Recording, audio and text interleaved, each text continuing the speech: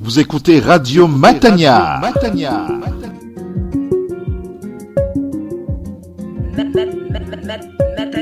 Radio.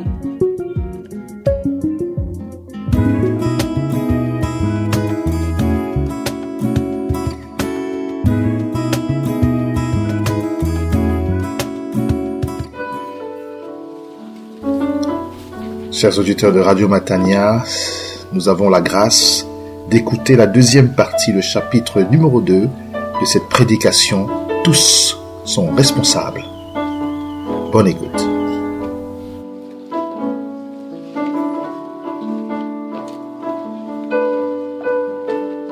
Je vous invite à ouvrir vos Bibles, s'il vous plaît. On va lire donc dans 1 Thessaloniciens, chapitre 5.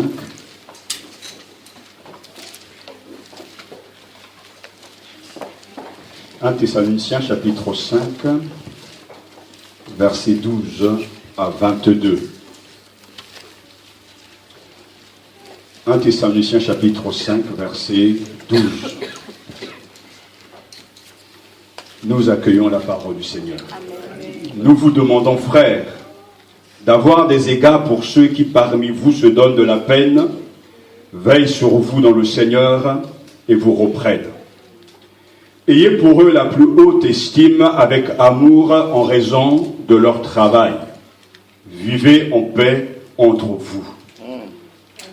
Nous vous y exhortons, frères, reprenez ceux qui vivent de manière désordonnée, donnez du courage à ceux qui n'en ont peu, soutenez les faibles, soyez patients envers tous. Prenez garde que personne ne rende le mal pour le mal, mais recherchez toujours le bien entre vous et à l'égard de tous.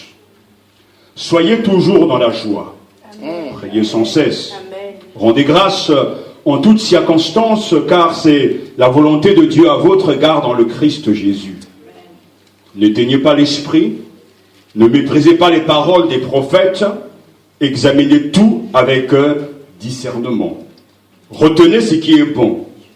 Tenez-vous à l'écart de toute espèce de mal. Amen. Amen. Prions le Seigneur.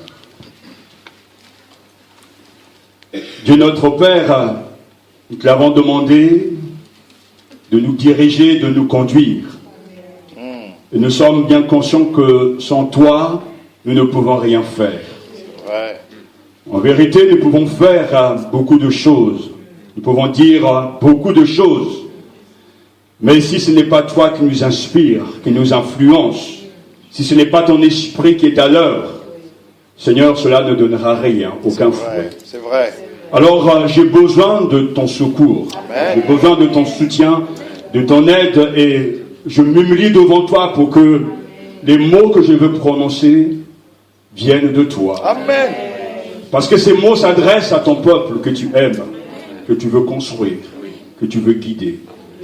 Alors que le Saint-Esprit te glorifie, qui nous donne d'entendre, de garder et de pratiquer ta parole, pour que nous soyons toujours selon toi et selon ta volonté.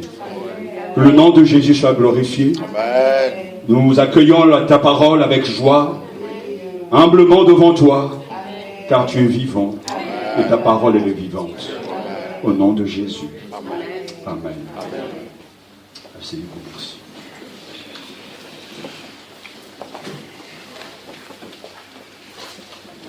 Nous avons dans cette partie de la lettre de Paul, revêtue de l'autorité de Dieu,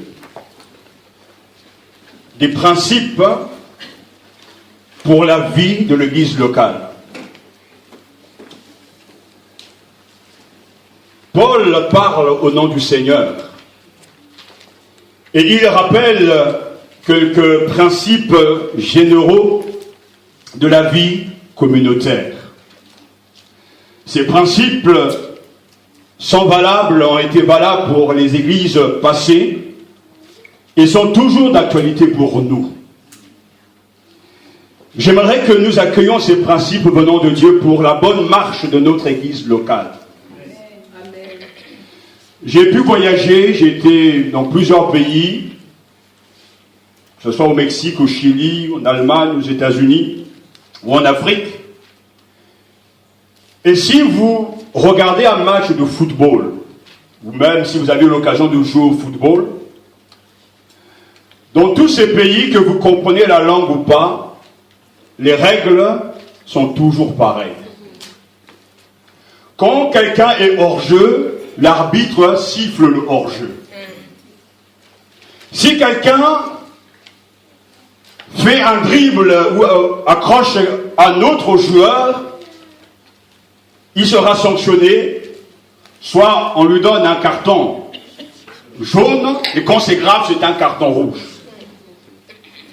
Mais je n'ai jamais vu, nulle part, même parmi les plus grands joueurs de football, que ce soit Pelé, Maradona, Platini, Zidane, s'ils sont hors jeu, allez voir l'arbitre pour dire je ne le suis pas. Parce que tout le monde est d'accord avec les règles, avec les principes. Un hors-jeu reste un hors-jeu. Que tu sois Messi ou n'importe quel autre joueur non connu, tous les acteurs sur le terrain ont accepté, ont appris les règles du football.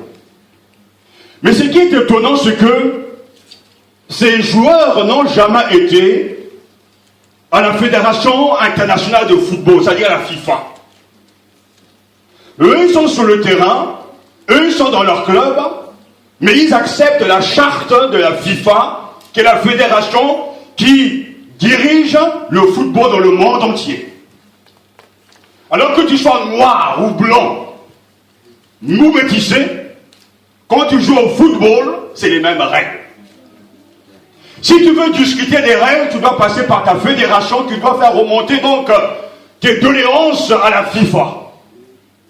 Mais on ne voit jamais personne sur le terrain décider que je serai hors jeu, je marque un but et il sera accepté.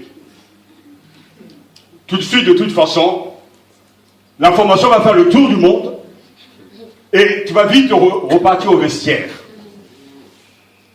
Je prends cet exemple pour vous dire que la Bible est notre FIFA en quelque sorte. Notre règle. Ce n'est pas nous qui devons dicter à Dieu ce qu'il doit faire dans le monde entier. Mais nous devons nous soumettre aux règles de Dieu. Ce n'est pas nous de changer les règles. Mais il faut accepter ces règles. Et quand nous acceptons ces règles, que nous ayons dans n'importe quel pays, dans n'importe quelle église, nous reconnaîtrons et nous retrouverons ces règles parce que ces règles sont universelles, inspirées par Dieu pour la bonne marche de l'église. Donc vous pourrez aller à Chicago, à Washington, dans une église et vous reconnaîtrez vite fait un vrai chrétien parce que les règles qu'il suit et qu'il pratique, ce sont des règles qui, tout droit, sortent de la bouche de Dieu. Ce sont les règles bibliques. Et c'est pour ça que j'aimerais que nous ne puissions pas contester les règles de notre roi et de notre Dieu. Ce ne sont pas mes règles. Ce n'est pas de ma fédération dont il s'agit. Il s'agit là des règles que Dieu donne à l'Église universelle. Amen. Si nous voulons que notre Église aille de l'avant, nous devons accepter ces principes, ces recommandations, ces avertissements, ces exhortations dans le but de plaire et de glorifier Dieu. J'aime l'Église. Et j'espère et je crois aussi que vous aimez l'Église. Notre objectif, c'est que l'Église du Seigneur glorifie son roi. Notre objectif, c'est que dans l'Église de Jésus, tous ceux qui composent cette Église locale aient à cœur l'ambition de plaire au Seigneur. Parce que la Thessalonique, c'était la force même de ces Thessaloniciens. L'évangile qui est parvenu chez eux porte du fruit. Ils sont convertis. Il suffira de lire encore un Thessaloniciens chapitre 1 versets 5 à 6 où Paul rend compte des bénédictions qui résultent de la prédication de l'évangile à Thessalonique. Les Thessaloniciens ont accueilli la parole de Dieu, non pas comme le discours d'un homme, mais comme étant la parole de Dieu. Cette parole qui a changé leur vie, cette parole qui les ont poussés à imiter les apôtres, voire donc à imiter le Seigneur Jésus. En 1 Thessaloniciens, chapitre 1, verset 6, il y a cette injonction qui est là, cette réalité. Accueillons la parole en pleine détresse, avec la joie de l'Esprit Saint. Amen. Ces frères et sœurs à Thessalonique traversaient des moments très difficiles. Ils étaient persécutés. Ils étaient dans des situations de souffrance atroce. Mais au milieu de cette détresse, l'évangile arrive comme une puissance, comme une force. Et les Thessaloniciens ont accueilli la parole de Dieu avec la joie de l'Esprit Saint. C'est sans doute la clé. La puissance de cette Église, le Saint-Esprit était là, à l'œuvre, par les apôtres, mais aussi dans l'assemblée, car c'est bien le Saint-Esprit qui permet aux croyants d'être dans la joie, Amen, malgré les difficultés. Amen. Alors, cette Église est devenue un modèle pour tous les croyants. Et nous savons que dans cette section que nous venons de lire, nous avons donc les recommandations de l'apôtre Paul pour la bonne marche de l'Église. Rappelez-vous ce que j'ai dit dimanche passé, que tout croyant doit se comporter de façon à plaire à Dieu. Tous les chrétiens ont les uns envers les autres des responsabilités, et ce en tout temps. Parce qu'ils ont reçu des bénédictions, ils ont reçu des grâces, ils ont reçu le don du Saint-Esprit, ils ont reçu les ministères apostoliques, et ces ministères portent beaucoup de fruits. Alors, étant donc de ceux qui ont bénéficié de tant de grâce et de l'action du Saint-Esprit, les chrétiens, eux aussi, sont responsables. Car il ne s'agit pas simplement de la responsabilité de leur leader, mais il s'agit de la responsabilité de tous les croyants.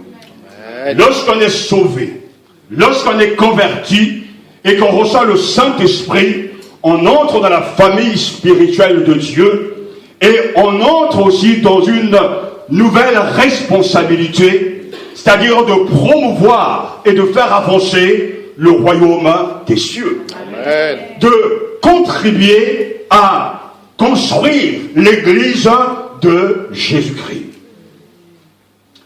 Ces recommandations, nous les avons. D'abord, il est question, on ne va pas y revenir, mais il est important de rappeler cela, que dans les versets 12 à 13, la première recommandation est le respect des responsables. Il s'agit donc d'avoir des égards pour ceux qui parmi vous se donnent la peine, veillent sur vous dans le Seigneur et vous reprennent. La première règle dans cette église, comme dans toutes les églises, dans l'église locale, la règle que Dieu donne pour la bonne marche de l'assemblée, c'est d'avoir du respect pour les responsables. Amen. À cause du travail que Dieu leur a confié. Parce que ceux qui dirigent, ceux qui président, ceux qui guident, on doit les estimer et on doit leur témoigner beaucoup d'affection à cause de leur travail. Amen. Dans cette église, il y a une deuxième règle. Versets 13 et 15, il s'agit d'avoir des rapports mutuels motivés par la paix. Vivez en paix entre vous. Amen. On vit en paix avec ses responsables, mais on vit aussi en paix avec les autres frères et sœurs dans l'assemblée. Prenez garde que personne ne rende le mal pour le mal, mais recherchez toujours le bien entre vous et à l'égard de tous. Une autre règle que nous avons entendue et que nous avons acceptée se trouve dans les versets 14 à 15, c'est d'avoir une bonne attitude envers les autres frères de la communauté. De quoi il s'agit-il? Nous vous exhortons, frères, verset 14, reprenez ceux qui vivent de manière désordonnée, remettez-les dans le droit chemin. On ne doit pas fermer les yeux, mais on doit reprendre ceux qui ne marchent pas selon le Seigneur. Donnez du courage à ceux qui n'en ont peu. Et c'est vrai qu'il y a des gens qui manquent de courage, qui sont faibles, fragiles. Nous devons leur donner du courage. Amen. Comme David reprit courage en s'appuyant sur l'Éternel, son Dieu. Il y a des gens qui sont beaucoup plus courageux que d'autres. Nous devons encourager les faibles. Amen.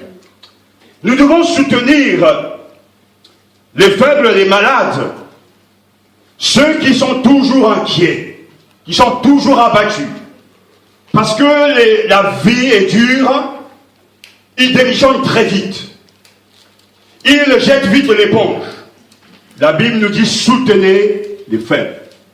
Soutenez les malades. Amen. La Bible nous dit également soyez patients envers tous. S'il y a bien une vertu qu'il nous faut posséder dans l'Église et voir ailleurs, c'est bien la patience. Il s'agit de supporter des gens fatigants, pénibles, capricieux et souvent enfantins. La Bible nous dit soyez patients envers tous. Je dois être patient envers vous et vous devez être patient à mon égard. Amen. Car il est bien question envers tous. Et ce que je n'ai pas dit la semaine passée, c'est qu'il y a une autre catégorie de personnes, un autre groupe dans l'église locale. Le verset 15, prenez garde et j'attire votre attention que ce groupe a un verset entier. Ça veut dire que le problème existait en ce temps et existera toujours. Il y a un groupe dans l'église, c'est ceux qui font du mal. Et la Bible dit, prenez garde que personne ne rende le mal pour le mal. Mais recherchez toujours le bien entre vous et à l'égard de tous. Pas question de casser des briques sur la tête des gens. Pas question d'entrer dans le jeu du diable qui aime détruire, qui aime briser, qui aime refroidir, mais prenez garde que personne ne rende le mal pour le mal. Là, le sentiment naturel lorsqu'on nous a fait du mal, c'est de rendre aussi à l'autre les mêmes difficultés, les mêmes problèmes. Mais Dieu te parle et Dieu me parle. Prenez garde que personne ne rende le mal pour le mal. Mais nous devons toujours chercher le bien. Je sais que ce n'est pas facile, mais avec Dieu tout est possible grâce à l'Esprit Saint. Et la Bible nous montre très bien que c'est à Dieu la rétribution, à Dieu la vengeance. Et il y a un passage qui est frappant dans le Nouveau Testament, dans les évangiles.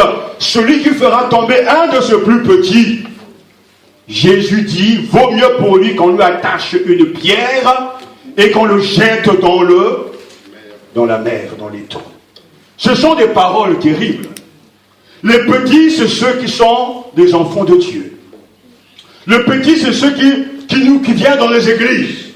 Mais laissez-moi vous dire, et tout à l'heure on priera pour cela, il y a des gens dans les églises, parce que nous avons vu qu'il y a plusieurs groupes qui ont pour tâche, venant de leur Dieu, Satan, de décourager, de faire en sorte que les gens entendent des sales et de mauvaises choses pour qu'ils ne puissent pas rester dans l'église. Mais prenez garde, car un jour viendra où vous devrez rendre compte. Jésus de son vivant dira, vaut mieux pour lui. Donc c'est une bonne option qu'on lui attache une pierre, qu'on le jette dans la mer. Mais c'est des paroles terribles. Parce qu'il a fait shooter un de ses plus petits, qui sont donc des prétendants au royaume des cieux.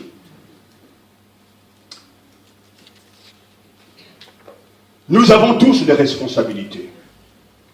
À l'égard de nos dirigeants, à l'égard de la communauté, mais nous avons aussi des responsabilités à l'égard de Dieu lui-même.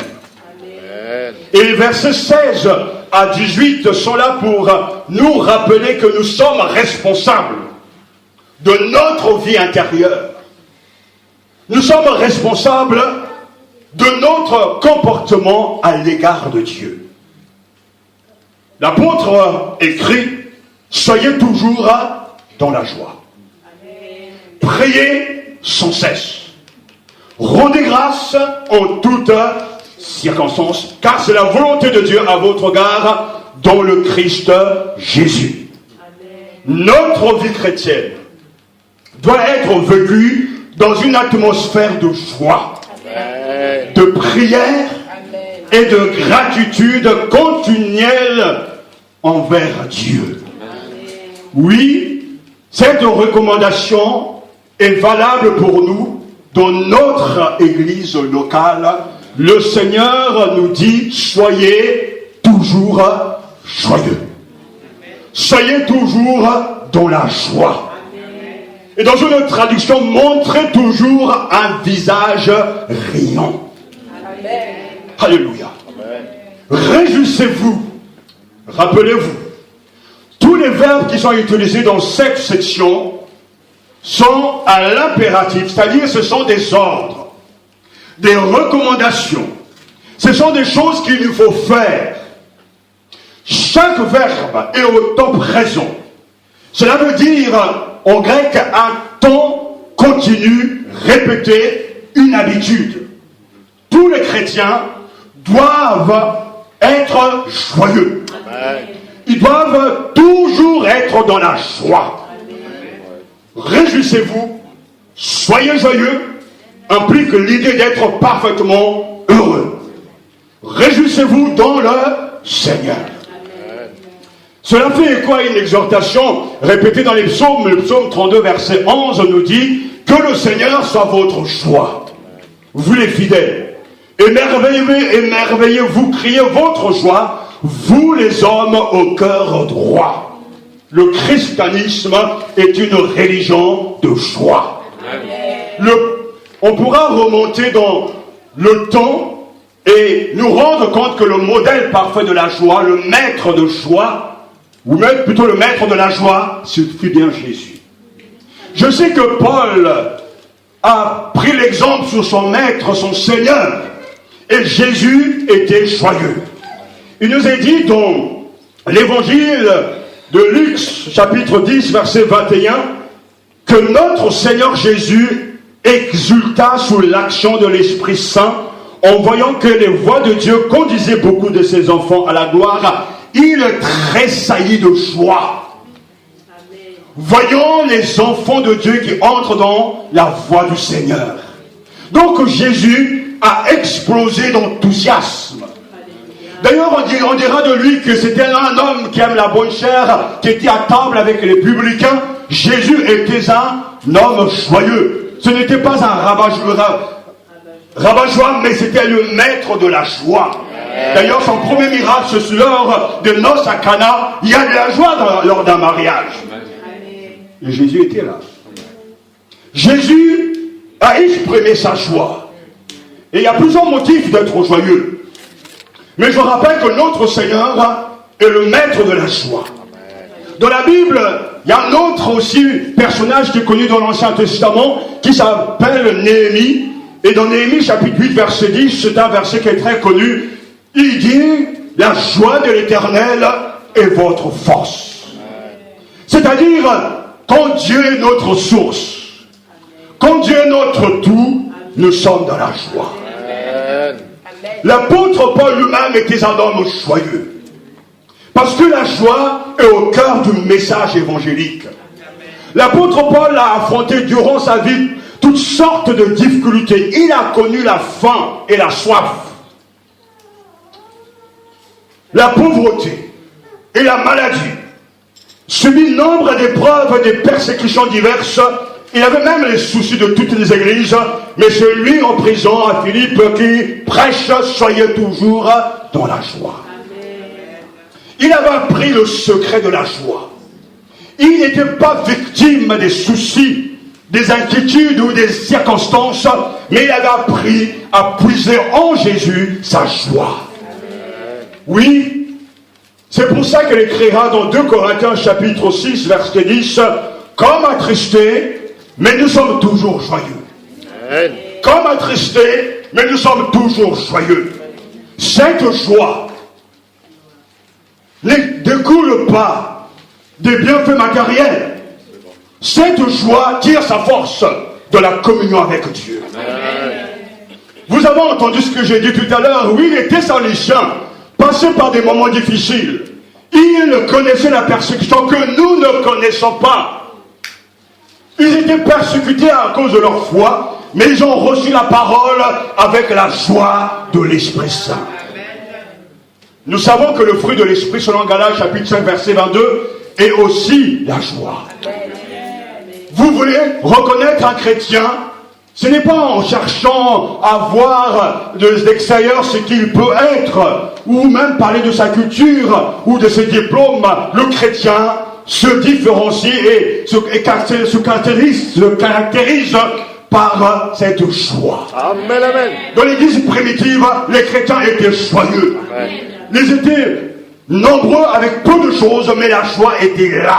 Alléluia. Et je crois aujourd'hui par rapport à nos pères, par rapport à nos frères et sœurs, dans cette église primitive, nous avons beaucoup plus de privilèges, mais est-ce que nous sommes joyeux?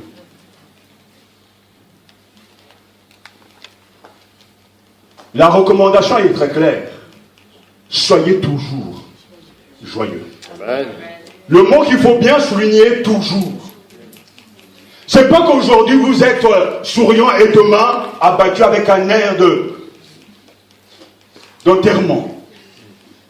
Parce que celui qui fait dépendre sa joie des choses ou des gens est déjà un caméléon. Dès que tout va bien au travail, il est content. Lorsque matin, midi et soir, ses collègues l'aiment, ou bien dans la famille on l'aime, ou à l'église on l'aime aussi, il est joyeux. Parce qu'il est content d'être aimé. Mais on sait très bien que les choses changent rapidement. Des choses difficiles peuvent arriver au travail, avec vos collègues et vos responsables. Des choses difficiles peuvent arriver même dans l'église locale. Mais le chrétien qui a appris et qui communie avec son Seigneur fonde à baser sa joie sur Dieu. Amen, amen, amen, amen. C'est bien dommage parce que je cherche de fois à rencontrer vos visages, vos regards en prêchant. Il y a des gens vraiment quand vous les regardez, vous avez envie de vite tourner la tête. Parce qu'ils ne vous donnent pas un encouragement. Ou bien certains camins esquivent, ils ont la tête baissée, on regarde à droite ou à gauche, etc. Mais peut-être qu'il y avait un bon film, tout le monde aura les yeux fixés sur l'écran. Mais que, en fait, il n'y a pas cette communion, te partage cette joie. J'ai envie de vous faire rire. Mais je sais que le rire est pour un moment. Mais que vous soyez en communion avec Dieu pour vivre dans la joie toujours. Amen, amen. Peut-être qu'en quittant tout à l'heure ce lieu de prière, vous allez entendre de mauvaises nouvelles. Vous allez perdre peut-être quelqu'un de cher. Mais la joie de Dieu ne dépend pas de ce qu'on entend. La joie de Dieu ne dépend pas des circonstances. La joie de l'Éternel sera ma force. Parce que j'ai laissé le Christ habiter en moi et faire mûrir en moi le fruit de l'Esprit qui est la joie. J'espère que vous êtes joyeux. Mais entrez toujours un visage riant. Ne baissez pas la tête. Alléluia. Vous avez des bonnes raisons d'être joyeux. À moins que vous ne connaissiez pas ces choses et ces bénédictions, ces grâces. Mais pour celui qui est en Christ Jésus, qui connaît la valeur de sa richesse spirituelle, il y a de la joie. La joie est au cœur du message évangélique. Et il y a plusieurs motifs justement de joie. Et Paul en énumère plusieurs, mais nous n'aurons pas le temps de les voir. Il est joyeux quand les gens s'aiment, quand les chrétiens s'aiment. Dans Philémon chapitre verset 7, il est écrit: ton amour, frère, m'a donné beaucoup de joie et d'encouragement, car tu as reconforté le cœur des membres du peuple de Dieu. Quand l'amour est là, on est content. Cette semaine, il y a eu une amie qui m'a appelé des États-Unis, elle avait égaré mon numéro. Et elle a réussi à retrouver mon numéro. Elle me disait, dès que j'ai eu au téléphone, elle m'a dit, je suis content de t'entendre. Amen. Et moi, j'ai dit, moi aussi.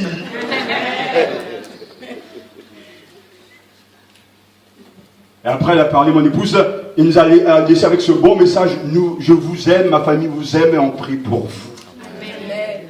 Entendre les bonnes paroles donne de la joie. Ton amour, frère, m'a donné beaucoup de joie. Quand on vous aime, il y a de la joie. Amen. Lorsque le peuple de Dieu obéit au Seigneur, il y a de la joie. Dans Romains chapitre 7, verset 19, tout le monde connaît votre obéissance au Seigneur. Je me réjouis donc à votre sujet. Mais je désire que vous soyez sages pour le bien. Je me réjouis.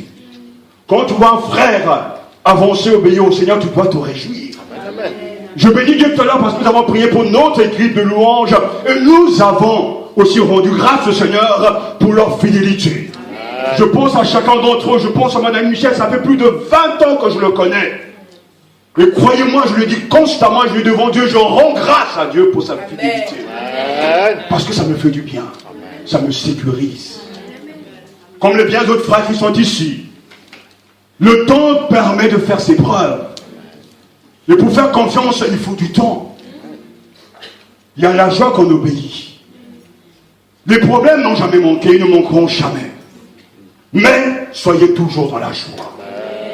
Soyez dans la joie parce que les frères et sœurs obéissent, avancent avec le Seigneur. Lorsque l'épreuve est surmontée, vous aussi soyez dans la joie. Vous avez suivi notre exemple, celui du Seigneur. Vous avez eu beaucoup à souffrir et pourtant, vous avez reçu la parole de Dieu avec la joie que donne le Saint-Esprit. Réjouissez-vous dans le Seigneur en tout temps.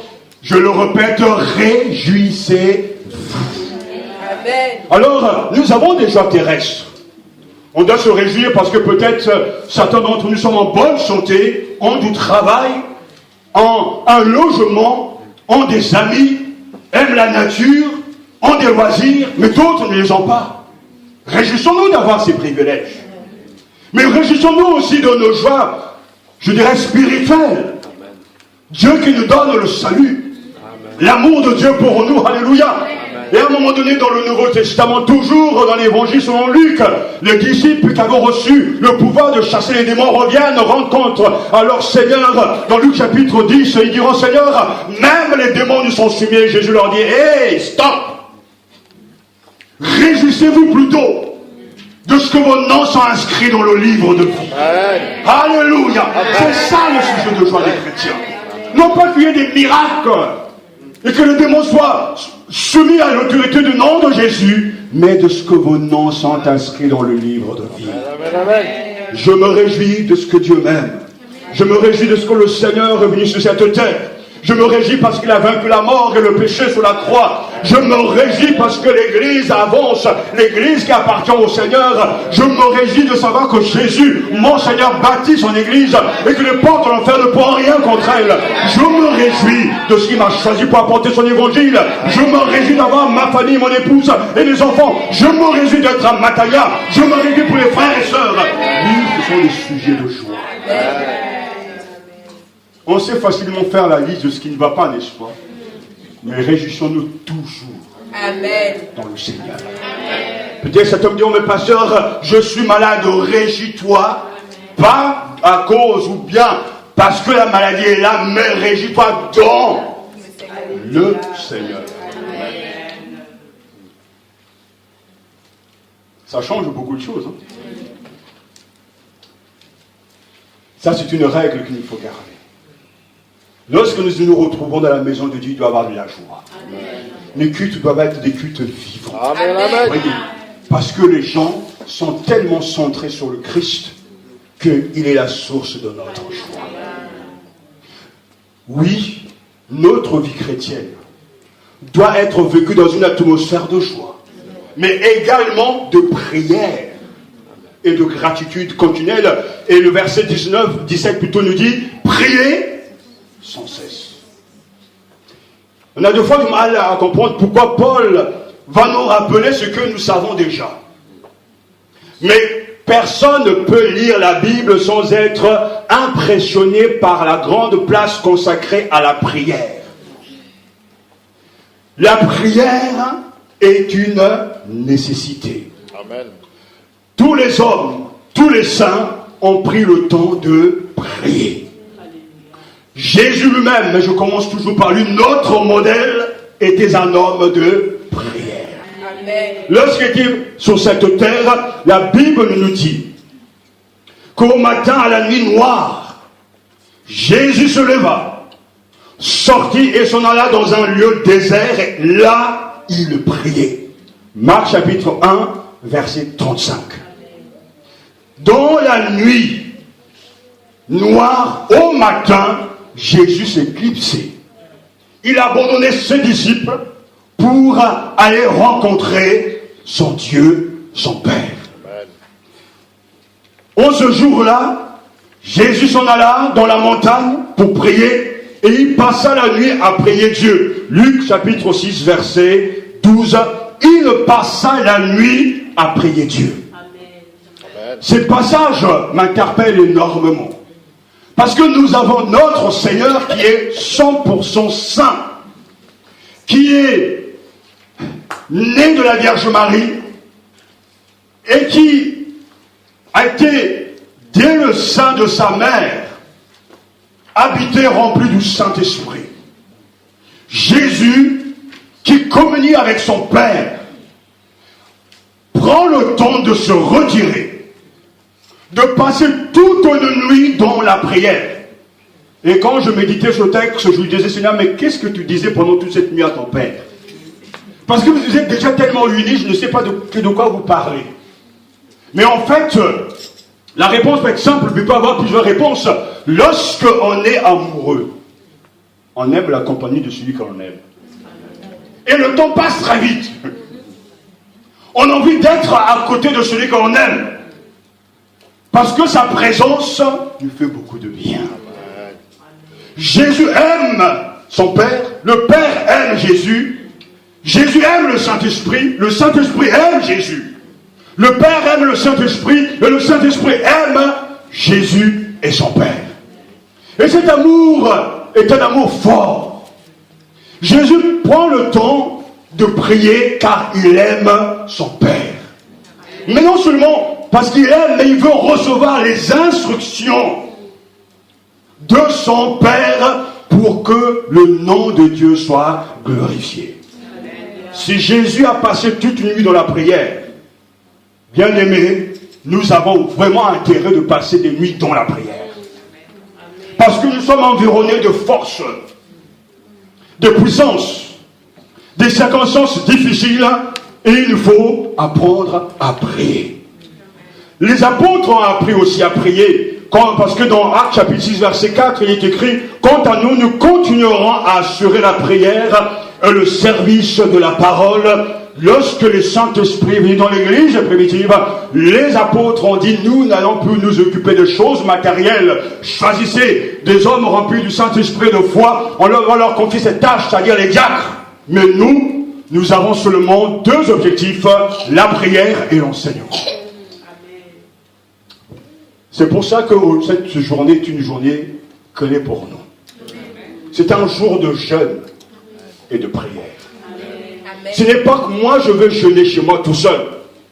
Je peux le faire et je le fais. Mais il s'agit que toute la communauté s'arrête et ensemble, dans l'église locale, l'on prie. Car il ne s'agissait pas simplement de quelques apôtres, ça et là, mais il s'agissait de la communauté qui prie. Une communauté qui porte à cœur l'œuvre de Dieu. Et sur ce sens, nous sommes tous responsables. Nous devons prier à la maison, mais nous devons prier aussi dans l'église. Amen. Priez sans cesse. Priez sans relâche. Ne vous lassez pas de prier. Parce que les temps sont difficiles. Parce que Dieu aime entendre nos prières. Parce que Dieu aime éprouver notre persévérance. Il ne s'agit pas de prier une fois, de demander deux fois, mais de prier sans relâche. Amen. Tant qu'on n'a pas quitté ce monde, il faut persévérer dans la prière. Je sais bien que les choses ont du mal à bouger, mais mes yeux spirituels contemplent la gloire de Dieu. Parce que je sais que ce moment fait partie du programme de Dieu. Matana est une goutte dans le programme de Dieu. Comme les autres églises sont des gouttes dans le programme de Dieu. Mais à la fin, il y aura une maison spirituelle. Amen. Le temple de Dieu, le tabernacle de Dieu. Et cette pierre de chaque œuvre, l'église locale sera donc imbrimer dedans, parce que c'est une construction. Rappelez-vous ceci. Jésus construit son église. Ça fait plus de 2000 ans que ça dure. Mais à la fin, l'œuvre sera achevée. Parce qu'il aura le dernier mot. Quand il nous demande de prier sans cesse, c'est que nous puissions entrer dans les pensées de Dieu. Que nous puissions participer, collaborer à l'œuvre de Dieu. Nous ne ferons jamais avancer l'œuvre de Dieu sans la prière. Et je le dis souvent, que ce soit les dons que l'on peut avoir, les ministères que l'on peut avoir, sans la prière, on est pauvre, sec et inutile. Mais lorsque l'on prie, on entre dans la présence de Dieu. On reçoit la révélation de Dieu. On communie avec le Père, le Fils et l'Esprit. Et dans la présence de Dieu vous parle. Il vous communique sa pensée. Il vous communique sa force. Il vous communique sa capacité. Et puis tu peux aller de l'avant. Parce que tu es entré dans la présence de Dieu. Et c'est pour cela, si tu veux voir des choses dans le monde spirituel, tu vas prendre le temps de prier. Le temps de jeûner. Ça doit être un style de vie. C'est une recommandation, un impératif. Prier sans relâche. Alors peut-être qu'on sera peu nombreux. Mais ça, c'est des choses qui ne me découragent plus. Car j'ai appris à suivre les Écritures.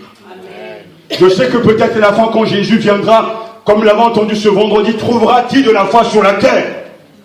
Parce qu'il faut une force de caractère pour persévérer quand le mal augmente, quand le mal avance. Mais à la fin, nous serons plus que vainqueurs. Amen. Rendez, alléluia, au Seigneur ce qu'on lui doit. Priez sans cesse. Permettez-moi de vous donner un conseil. Dans vos maisons, vous qui êtes peut-être mariés, faites un programme. Prenez un temps seul, à l'écart. Ouvrez vos Bibles. Commencez peut-être par lire un psaume pour rendre grâce à Dieu. Confessez vos péchés au Seigneur. Priez d'abord pour le ministère, mon ministère, notre ministère, pour l'église.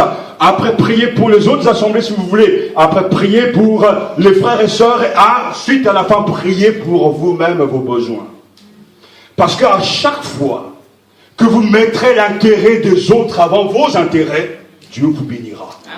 Amen. Chacun doit avoir un temps seul avec son Dieu. J'ai mon temps personnel, mon épouse connaît mes heures. Elle aussi a son temps personnel avec son Seigneur parce que le salut est personnel. Mais on se retrouve pour parler, pour prier ensemble, selon le temps que Dieu nous donne. Mais il est important d'avoir un temps de prière. Il y a un piège dans le couple, l'on pense que l'autre prie pour soi, nous on ne prie pas. Non, il faut prier chacun à titre personnel, il faut rencontrer son Dieu. Amen. Si aujourd'hui les enfants ne suivent pas, ne sont pas au Seigneur, ne vous découragez pas. La prière est une arme redoutable. Amen. Parce que Dieu est capable de tout. Amen. Même si l'Église traîne en France, ne sous-estimez pas la puissance de la prière. Amen. Dieu entend la prière. Il y a un temps où quelque chose va se passer en France. Même si c'est difficile aujourd'hui, mais je crois que la prière peut tout changer. Amen. Quand tu veux prier pour toi qui commence à la foi, je te donne un autre conseil. Commence par le Notre Père. Commence par reprendre chaque demande et formuler cette demande au Seigneur. Commence par dire Notre Père qui est aux cieux, que ton nom soit sanctifié. Seigneur, que tu sois reconnu comme le seul Dieu. Que ta volonté à toi soit faite dans au ciel comme sur la terre. Et c'est seulement après que l'on peut prier pour soi-même. Pardonne-nous nos offenses, donne-nous notre pain au quotidien. Ne nous soumets pas à la tentation, mais délivre-nous du malin. Tout commence par Dieu d'abord. Je vous assure, si vos priorités sont d'abord Dieu et son œuvre, vous n'aurez même pas le temps de vous occuper de vous. Parce que Dieu prendra soin de vous. J'ai vu tant de choses dans le ministère. Il y a des choses que je ne peux pas expliquer parce que je n'aurai pas les mots pour les expliquer. Mais il y a quelque chose de fois qui est tellement incroyable. Dieu est quelqu'un d'omniprésent. Lorsqu'on est soucieux pour ces choses à lui. L'apôtre Paul dira qu'il avait le souci de toutes les églises. Et j'aimerais partager ces mêmes soucis. il m'arrive, je suis quelqu'un de profondément triste. Pourtant, je vous parle de joie. Mais ma tristesse, c'est de voir le niveau de croyants dans nos églises. Et je me bats pour leur transmettre davantage et leur donner le pain pour les rassasier. Mais deux fois, certains n'arrivent pas à avancer, d'autres traînent des pieds. Et mon épouse s'est traînée qu'à un moment donné, je peux tellement être là, ailleurs, me dit, mais où es-tu? Parce que je vais dans telle église, je parle à tel pasteur au téléphone, parce que nous encadrons aussi d'autres frères et sœurs, dit, mais ce qu'on entend est tellement triste. Et que ça devient un vrai souci. Je peux manquer d'argent, je peux manquer de tout, mais c'est quelque chose qui brûle en moi, c'est-à-dire, l'église m'inquiète. Me donne du souci, mais c'est un bon souci. Parce que c'est l'œuvre de Dieu. Amen. C'est peut-être lié à l'appel, mais j'aime l'église. Et quand quelque chose ne marche pas, on a mal. La différence entre vous et nous, vous allez peut-être au travail, vous allez au collège, vous allez à l'université, vous avez un problème à l'université, vous rentrez chez vous, quelqu'un peut vous égayer. Parce que c'est deux mondes différents. Mais nos vies à nous sont attachées à l'église. Quand ça ne va pas aussi chez nous. On ne peut pas les dissocier. Quand on nous critique, c'est notre vie privée et notre vie publique que l'on critique. On peut te critiquer au travail, mais à la maison, t'es bien. Mais quand on sert Dieu, tout est uni. Et c'est là où c'est difficile. Parce que les gens ne savent pas faire la part des choses. Alors, quand dans une église, on dit, pasteur, on ne veut pas de toi, tu n'auras pas de salaire comme une église que je connais, mais on met carrément le pasteur dehors, même sans indemnité, parce que les conseils a décidé qu'on veut avoir quelqu'un d'autre. On ne se rend pas compte du mal que l'on est en train de faire. Parce qu'on ne dissocie pas que l'œuvre et le ministère sont liés. On peut assaillir votre réputation au travail, mais à la maison, dans la famille, vos amis, personne ne sait. Mais pas pour ceux qui servent Dieu. Alors, cette tristesse est légitime quelquefois. Quand le chrétien n'arrive pas à louer le Seigneur, ça me rend triste. Quand le chrétien n'arrive pas à prendre le dessus sur le péché, sur le mal, ça me rend triste. Et Dieu seul sait combien j'ai passé des nuits noires à me poser des questions. Satan vient pour dire, mais est-ce qu'il a réellement appelé? Mais je bénis Dieu parce que dès la prophétie, dès le début, il m'avait choisi. Amen. Et cette souffrance fait partie du ministère. Alors il faut prier. Je rends grâce à Dieu pour ceux qui prient pour nous. D'abord pour mon épouse parce qu'elle prie constamment pour nous, mais elle prie aussi pour vous. Et c'est un conseil que je vous laisse, que je pense tirer de mon épouse. Elle prend les noms par ordre alphabétique de tous les membres de l'église. Elle prie au fur et à mesure. Vous aussi pouvez apprendre à prier pour les autres. Et à la fin, Dieu vous bénira. Priez sans relâche. Seigneur, j'arrive pas. Mais on a des intercesseurs. Priez sans relâche. C'est un des principes que Dieu nous donne.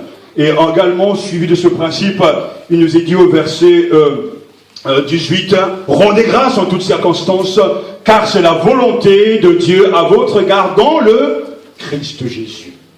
Le chrétien doit être joyeux, doit prier sans relâche, mais il doit être reconnaissant sans cesse.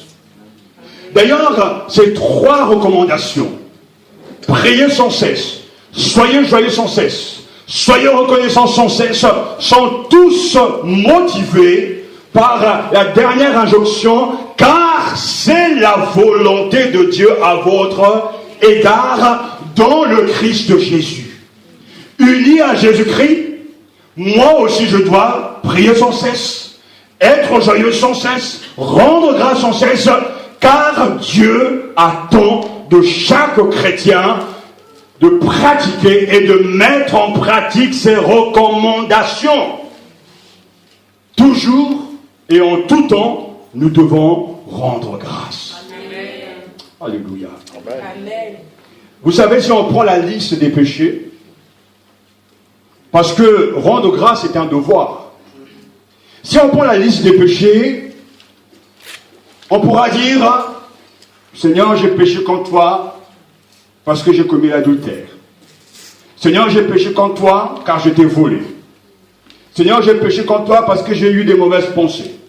Seigneur, j'ai péché contre toi parce que j'ai mal parlé, etc. On oublie de rappeler et de dire que l'ingratitude est aussi un péché. Donc on veut bien confesser tous les autres péchés, mais on oublie que le fait de ne pas dire merci à Dieu est un péché. Car ce sont des recommandations qui viennent de la part de Dieu. Rendez grâce en toutes circonstances. Donc, les circonstances peuvent être terribles, difficiles, voire exceptionnelles. Mais rendez toujours grâce. Pasteur, je passe par des circonstances difficiles avec un tel, avec problème d'argent, problème de maison, etc., etc., etc. En toutes circonstances, rendez grâce. C'est-à-dire qu'on ne se réjouit pas du mal, mais on rend grâce parce que derrière chaque circonstance, le Maître souverain dirige tout. Amen. Dieu orchestre tout. Et c'est pour ça, comme je vous l'ai déjà enseigné, et c'est important de vivre, d'écouter, de pratiquer. Tout événement est providentiel. Dans la vie de croyant, rien n'arrive par hasard. Tout a un but, un sens avec le temps. Mais quelle que soit la circonstance, rendez grâce, c'est un devoir, c'est la marque du chrétien authentique, c'est une vraie disposition de l'homme qui a pris conscience que Dieu est le parfait donateur et qui reconnaît derrière chaque don la main de son Dieu. Et la parole de Dieu insiste sur la prière de remerciement. Il faut vous rappeler pour ne pas pécher qu'il faut dire merci à la personne qui a fait quelque chose pour vous. Et ici, c'est le Seigneur. Regardez, il est bien dit, c'est la volonté de Dieu à votre égard dans le Christ Jésus. Parce que la véritable reconnaissance découle d'une union avec le Seigneur. Je prends conscience de tous mes bienfaits, de mon héritage spirituel, alors je suis débordant de reconnaissance. Je suis heureux de savoir que Dieu a pardonné mes péchés. Je fais une liste justement des motifs de reconnaissance. Il y en a tellement. Mais si vous en manquez, le psaume 103 est là pour vous aider. Mon âme bénit l'Éternel et n'oublie aucun de ses bienfaits. Celui qui pardonne tous tes péchés et qui guérit toutes tes maladies. Parce que lorsqu'on est reconnaissant, on déclare publiquement sa foi. On déclare publiquement que Dieu est digne de confiance. C'est une véritable confession, une véritable profession de foi. L'action de grâce est affaire de foi et de témoignage. Parce que quand tu reçois un bienfait, tu dis merci. Tu témoignes aux autres que Dieu a été bon pour toi. Alors la foi s'amplifie. La foi est excitée et l'autre aussi a envie de placer sa confiance dans le Seigneur. Parce que Dieu t'a fait du bien. Rendez grâce en toutes circonstances. Dans l'église, même quand les circonstances sont difficiles et pénibles, Dieu me dit, au lieu de bouder, au lieu de te plaindre, dis merci. Amen. Ne dis pas merci pour l'œuvre que Satan est en train de faire, non, mais dis merci dans cette circonstance parce que Dieu prépare quelque chose que peut-être toi tu ne sais pas, mais il sait ce qu'il fait et il agira toujours en temps et en heure. Mais apprends à dire merci. Que cet esprit de reconnaissance nous habite, nous anime chaque jour. Lorsque tu te promènes, regarde la nature, dis merci.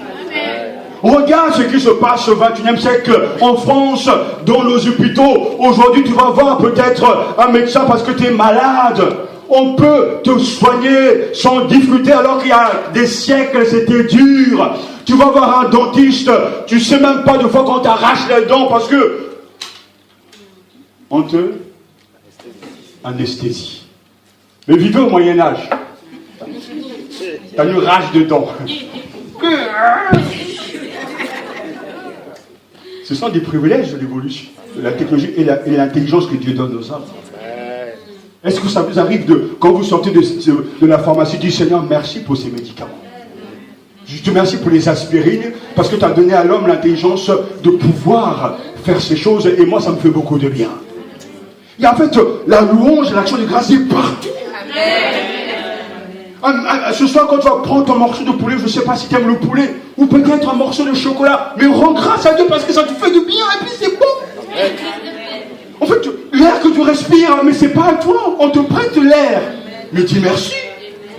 Partout, il y a des motifs d'être reconnaissant.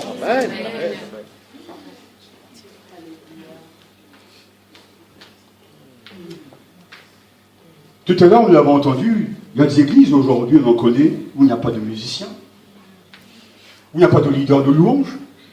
Mais nous, on en a dit, il faut dire merci au Seigneur. Il y a des églises où il n'y a pas de pasteur, même pas d'anciens, les gens se débrouillent. Il faut dire merci au Seigneur. Je dirais, c'est bourré de motifs de reconnaissance partout. Mais pourtant, on a appris à se plaindre. Parce qu'en France, on aime se plaindre.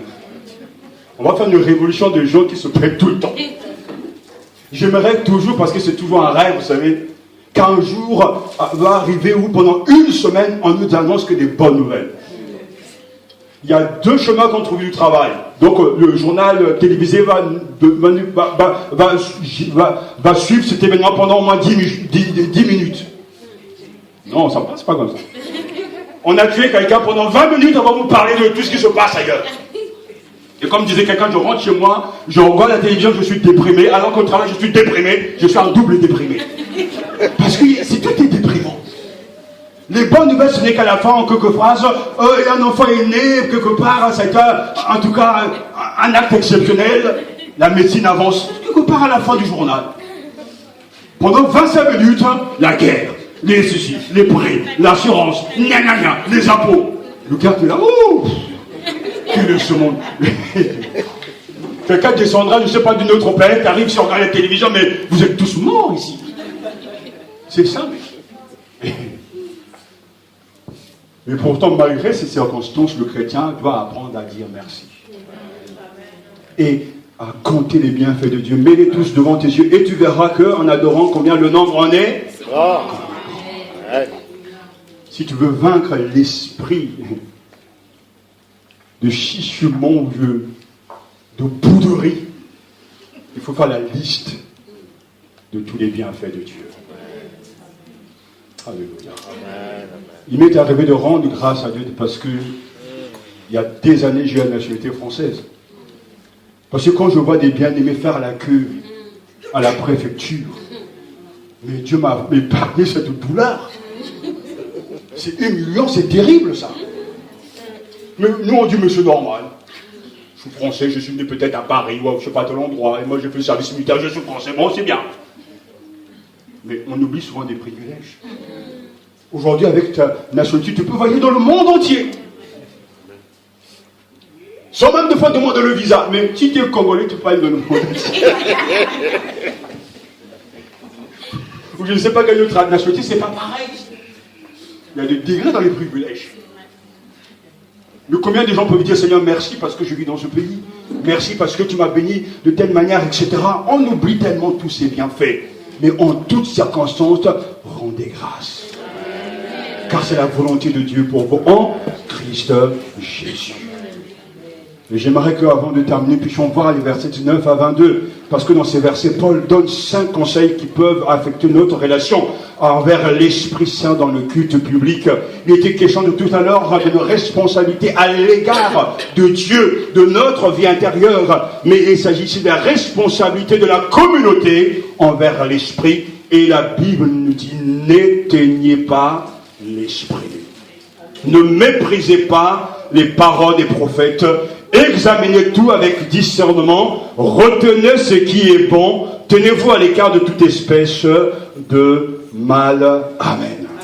Il y a 5 conseils ici. D'abord, n'éteignez pas l'esprit. Ça veut dire, ne freinez pas, ne repoussez pas. Ne mettez pas de l'eau quand le Saint-Esprit est à l'œuvre, mais plutôt acceptez de vous ouvrir à l'action du Saint-Esprit. Ne méprisez pas les paroles des prophètes, ne repoussez pas les prophètes. Lorsqu'on parle d'éteindre quelque chose, c'est parce que le feu est allumé.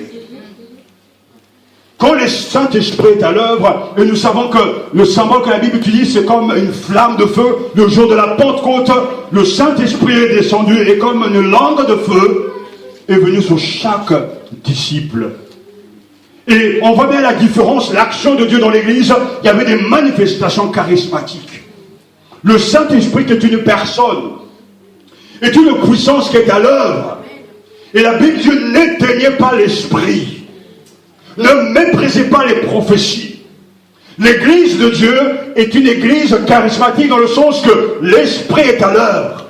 L'Esprit distribue le don. Et il donne le don de la prophétie. La prophétie est un message qui vient de la part de Dieu. Un message inspiré. Et nous devons écouter ce message. Car Dieu parle à l'église. Ne faites rien qui puisse contrarier les manifestations, le charisme de l'Esprit. Ça se passe comment? Parce que quand par exemple un frère a un don de chant, au lieu de l'encourager, on le décourage. Quand quelqu'un veut parler en langue avec cette interprétation, au lieu de l'encourager, on le décourage. On ne croit pas que le Saint-Esprit parle par le biais de nos enfants. On ne croit pas que le Saint-Esprit parle par le biais des responsables, des pasteurs. On éteint l'Esprit. On est un obstacle à l'action du Saint-Esprit. Ne faites rien qui puisse contrarier les manifestations. Mais quand Dieu parle, et que le prophète qui n'est pas infaillible mais faillible, parle au nom du Seigneur, donne un message inspiré de la part de Dieu, nous devons entendre et examiner tout ce qui est dit et retenir ce qui est bon. Amen. Tous les chrétiens qui ont reçu le don du Saint-Esprit ont chacun un don spirituel.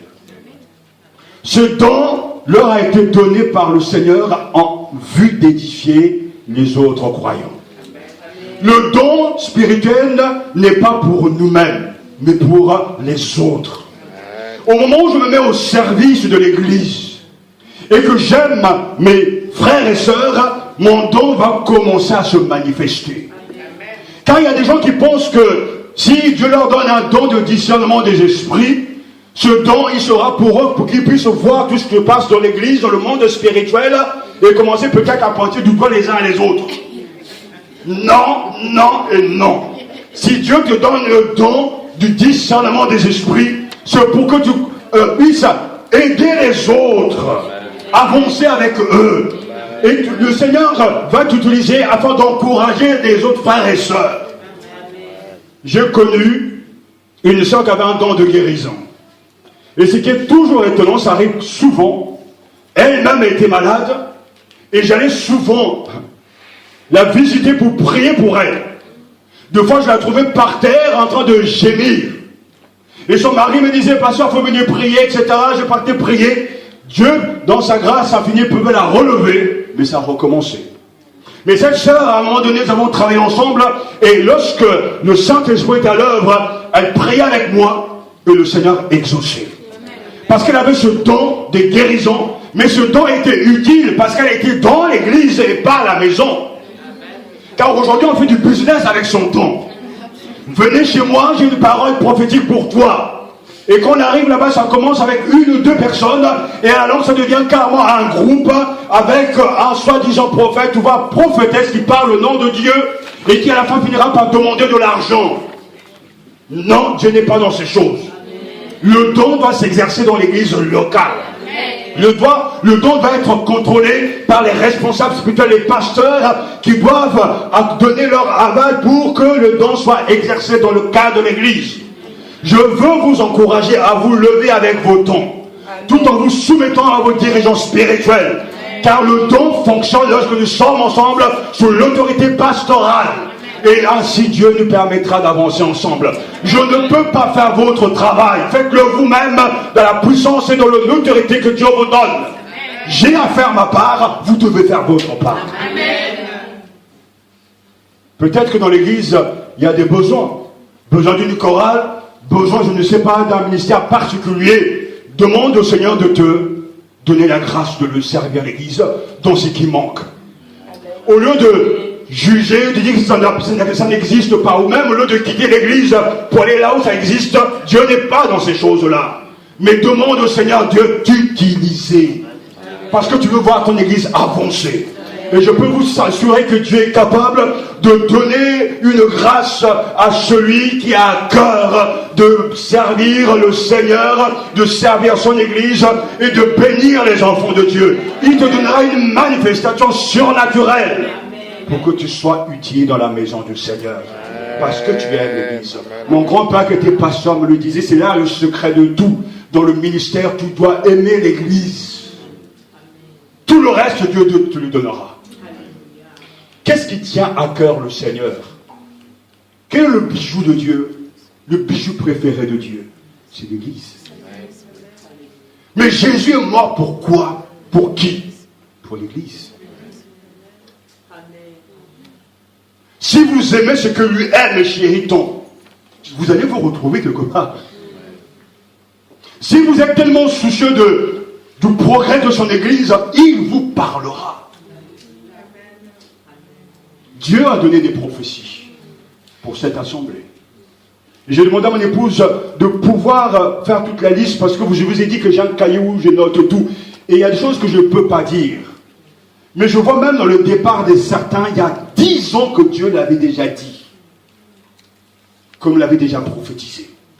Et j'ai ces noms devant moi. Parce que Dieu, c'est toute chose. Ne méprisez pas les prophètes. Je crois que le ministère prophétique est encore d'actualité, d'abord par le biais de la prédication. On annonce la parole de Dieu. Mais Dieu aussi peut inspirer quelqu'un. Et moi-même qui vous parle, je suis le fruit, la manifestation visible d'un ministère prophétique.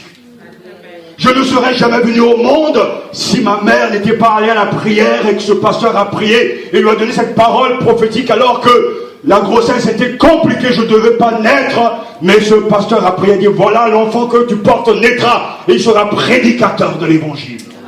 Et croyez-moi, c'est là le bouclier de toute ma vie. Parce que je sais pourquoi je suis là sur cette terre. Il y a très peu de gens qui savent pourquoi ils sont venus sur la terre, donc on veut bien avoir des enfants, mais on ne sait pas. Parce qu'il faut les avoir. Mais moi, le Seigneur m'a permis de venir dans ce monde avec cet objectif de prêcher l'évangile. Et la volonté de Dieu pour moi, c'est de bien faire ce travail-là. Mais c'est la prophétie qui s'est accomplie. La Bible dit, n'éteignez pas l'esprit.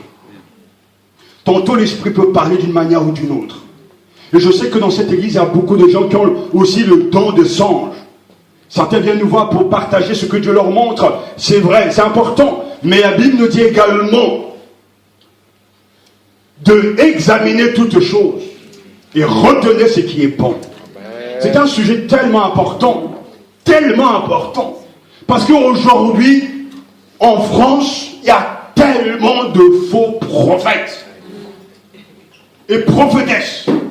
Des gens qui vont vouloir marier des gens qui ne sont pas faits l'un pour l'autre. Il y a des gens qui vont donner des paroles, soi-disant de sagesse, de connaissance à l'un comme à l'autre. Et les gens gobent tout ça facilement. Alors que la Bible dit d'éprouver toutes choses, examiner tout avec discernement. Et retenez ce qui est bon. Si quelqu'un vient vous dire, voilà, le Seigneur m'a montré que là, dans telle église, c'est pas ça. N'écoutez pas tout ce que l'on vous dit. Les critères bibliques pour juger de la prophétie sont dans la Bible. Est-ce que dans cette assemblée, on parle de Jésus, de Dieu le Père, Dieu le Fils, de l'autorité des Écritures? Est-ce que l'on met la Bible au centre dans cette assemblée? Oui, alors Dieu est déjà là. Amen.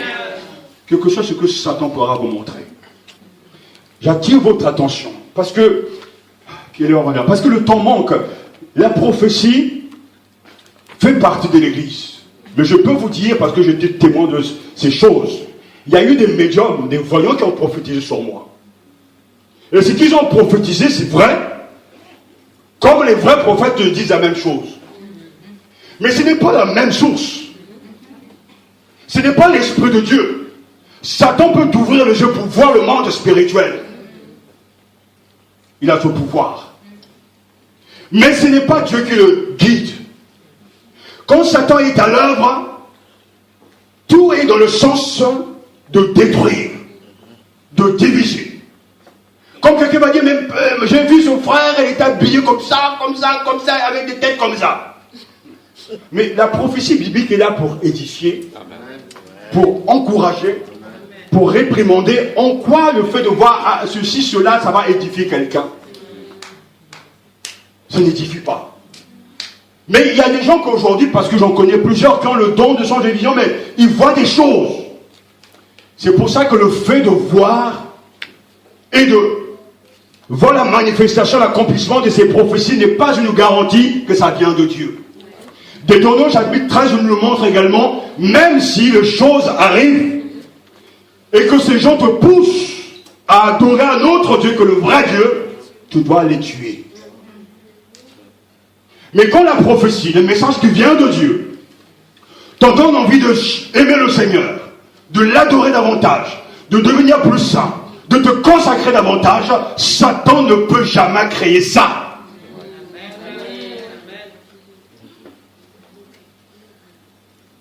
Alors les gens prophétisent. Les gens annoncent des choses et c'est pour ça qu'il est important de pouvoir faire partie d'une église locale pour que tout soit examiné à la lumière des Écritures. Je dis avec force, si vous allez de maison en maison pour écouter et suivre je ne sais pas quel prophète ou prophétesse, vous êtes en danger. L'église locale n'aura jamais cette perfection attendue, mais c'est là pourtant que Dieu décide de se manifester. Il ne suffit pas de voir, et Jésus l'homme ordonnera un autre critère. On en reviendra sur ce point, un autre critère. Vous le reconnaîtrez au travers de leurs fruits. Parce que quand tu vois quelqu'un qui prophétise et qui a un sale caractère, à la maison c'est la bête noire, et le quartier tremble dès que la personne passe, il y a un vrai problème. Le fruit de l'esprit doit être visible. Ça ne veut pas dire que la personne atteint la perfection, non. Cette personne aspire, marche pour atteindre la perfection. Alors Dieu peut utiliser cet homme qui ne sera jamais un prophète infaillible, parce que les prophètes infaillibles, ça n'existe plus. C'était les Jérémie, les Ésaïe et bien d'autres. Maintenant, la Bible est déjà là pour nous. Et c'est là où l'Église d'aujourd'hui doit entendre cette parole, examiner toutes choses. Dieu m'a donné un ministère particulier, j'entends tant de prédicateurs, tant de sermons. Ça va dans tous les sens.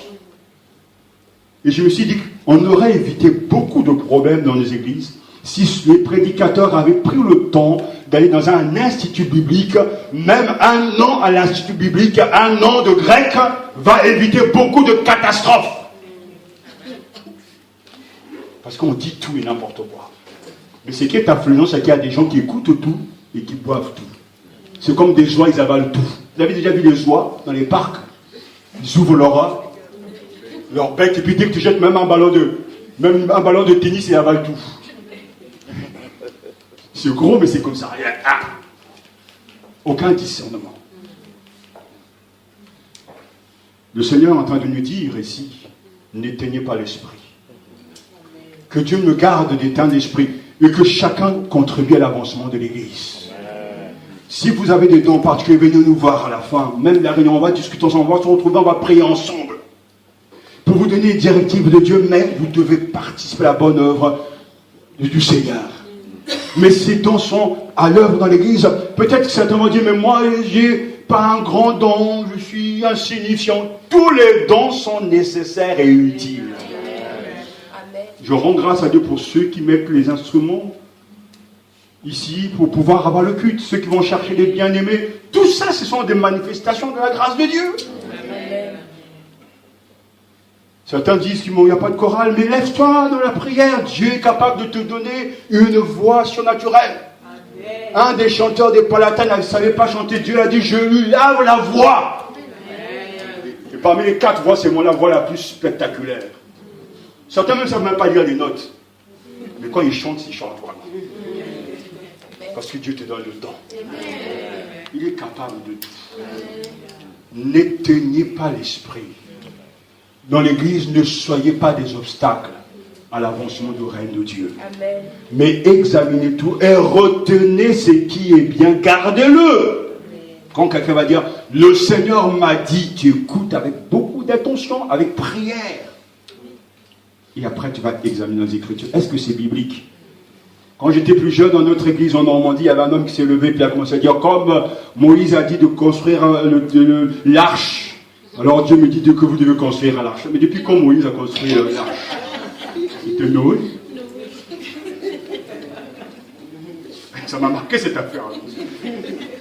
Mais si ce prophète avait simplement un peu d'instruction biblique, il n'aurait jamais sorti une telle hérésie. Que Dieu nous aide. Et enfin, n'oubliez pas, tenez-vous à l'écart de toute espèce de mal. Si ce sujet vraiment vous tient à cœur, on va en parler. Comme la dernière fois, notre frère, le vendredi, nous a posé la question, comment justement savoir reconnaître la source des manifestations, si c'est l'Esprit de Dieu qui est à l'œuvre. Il y a plusieurs tests, on trouvera 5 dans la Bible qu'on pourra voir ensemble. Mais ce matin, rappelez-vous que nous ne devons pas étouffer l'action de l'Esprit. Nous ne devons pas être incrédules. Nous ne devons pas non plus nous moquer de Dieu quand il parle. Quand il nous avertit, nous devons être à l'écoute. Ne repoussez pas les paroles des prophètes. Examinez tout avec discernement et retenez ce qui est bon. Alléluia. Alléluia. Il est temps de répondre à cette question. Que dois-je faire à la suite de ce message? Que dois-je faire à la suite de ce message? Ce que je dois faire, c'est que, en raison de leur travail, je dois respecter mes guides spirituels, les honorer et les aimer davantage. C'est ce que je veux faire. Ce que je veux faire aussi, c'est qu'à l'égard de mes frères dans la foi, ce qui doit me motiver, c'est la paix. Si je visite un frère ou une sœur, c'est pour transmettre la paix. Si je rentre dans la maison de quelqu'un, ce n'est pas pour parler mal, mais pour être un artisan de paix. Pour réconcilier les gens et non pas les séparer. C'est ce que je veux faire. Qu'est-ce que je dois faire à la suite de ce message? Je dois prendre soin des autres. Je dois avoir le courage d'avertir celui qui vit mal. Je dois reprendre, relever, encourager ceux qui sont faibles, abattus. C'est-à-dire, je veux m'occuper des autres. Et cesser de penser qu'à moi. Qu'est-ce que je dois faire à la suite de ce message? Je dois, par la puissance du Saint-Esprit, vivre ma vie chrétienne dans une atmosphère de prière, de joie et de gratitude continuelle envers Dieu. Seigneur, je décide maintenant d'être toujours joyeux dans le Seigneur. De prier sans cesse et de rendre grâce en toute circonstance. Et enfin, qu'est-ce que je dois faire à la suite de ce message? Je ne dois plus négliger ou m'opposer à l'action du Saint-Esprit. C'est-à-dire, je m'ouvre à l'œuvre du Saint-Esprit, dans sa diversité. Et je veux aussi avoir des esprits de discernement pour ne pas dire oui, amen à tout. L'Internet est un outil formidable. Mais as-tu les éléments pour discerner et examiner ce qui t'est dit et ce que tu peux voir ou entendre?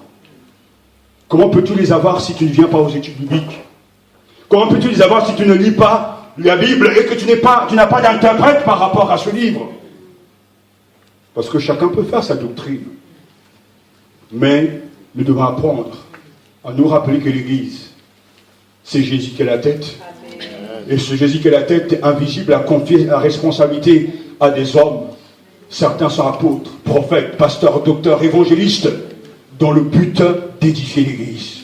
Ainsi, ces pasteurs, prophètes, docteurs, évangélistes, enseignants sont tous soumis à Jésus qui est la tête, et l'Église, les autres membres qui font partie du corps, sont soumis à ces ministères, qui sont tous soumis à Jésus qui est la tête.